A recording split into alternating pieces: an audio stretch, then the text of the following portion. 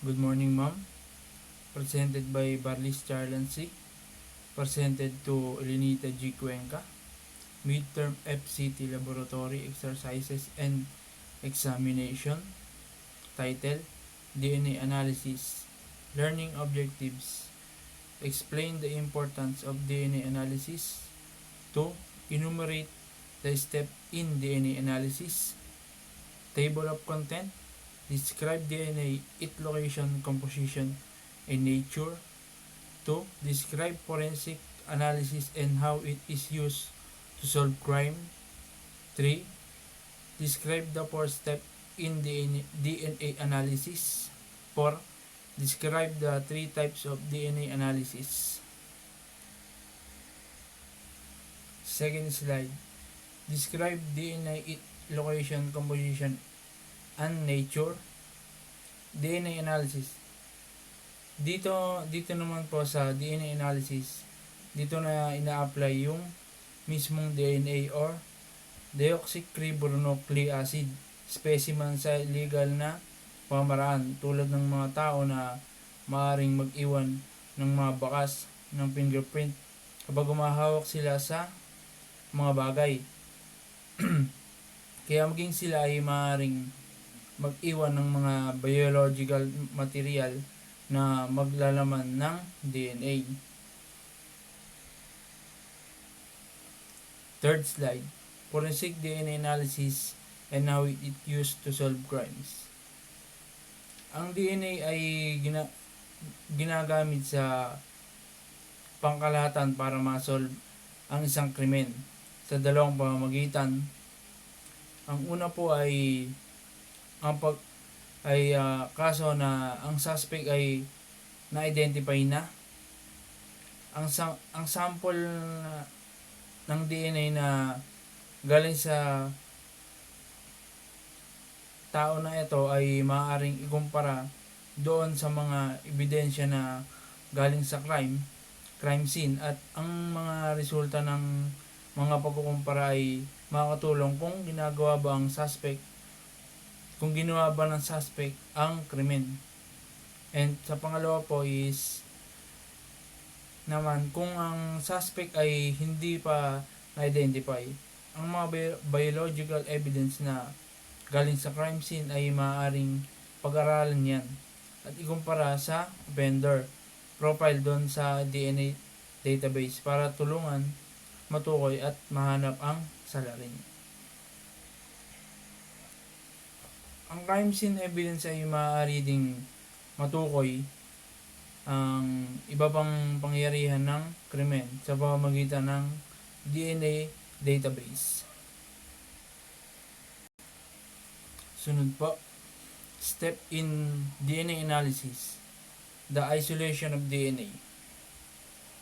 So ito po yung paghihiwalay ng DNA doon sa mga evidence sample na naglalaman ng mga DNA na unknown origin. At sa pangkalahatan, ang susunod ay ang paghihiwalay ng DNA sa sample doon sa known individual. Second po is the processing of DNA. Dito naman po, habang ang proseso ng DNA ay ginagawa, lahat ng test result ay kukunin mo para i-test mo sa laboratory. And sa third po is the process of the variation in the DNA. Ito naman po ay i-determine mo yung tutukuyin mo ang mga pagkakaiba ng mga DNA test result galing doon sa mismong pinagmulan ng DNA. Pang-apat po is the comparison and interpretation of the test result. Dito po, ang pagkukumpara at pagpapaliwanag ng mga resulta sa mga unknown and known sample para tukuyin kung ang known individual ay hindi mapagkukunan ng DNA o kasama bilang isang posibleng mapagkukunan ng DNA sample. Dito naman po tayo sa 3 types DNA evidence analysis. Apat po yan, tatlo lang po yung need na kailangan. First po is polymerase chain reaction or PCR. Ang sinasabi dito ng autosomal DNA ay may kakayahang pag-aralan ng mga DNA na higit pa sa iyong mga kamag-anak. So sinasabi dito na kaya niyang pag-aralan hanggang sa kamag-anak ng DNA mo. So ano po ba ang autosomal DNA? Ito daw po ay mayroong kakayahang pag-aralan ang mga DNA ng higit pa sa iyong mga kamag-anak. So sinasabi dito na kaya niyang pag-aralan hanggang sa kamag-anak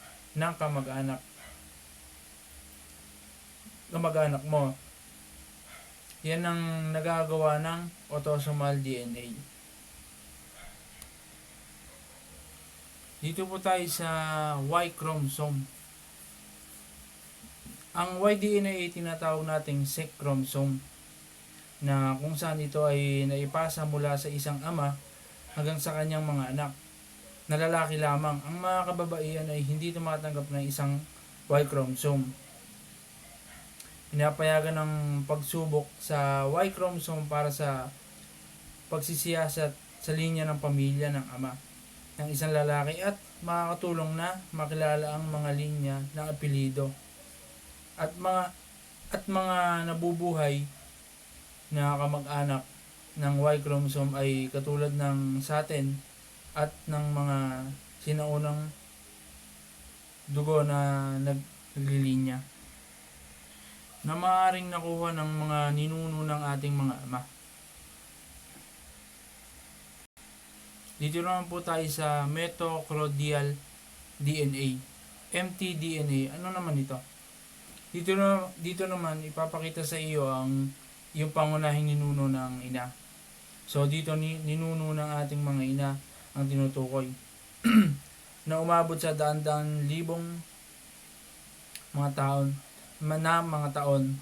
Kasama rito ang pagsubok upang matukoy ang iyong pangunahing paglalagay ng haplogroup ng mitochondrial na DNA.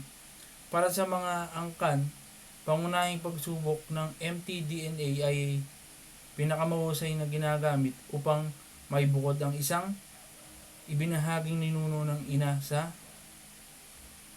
papalit-palit o libu-libong taon.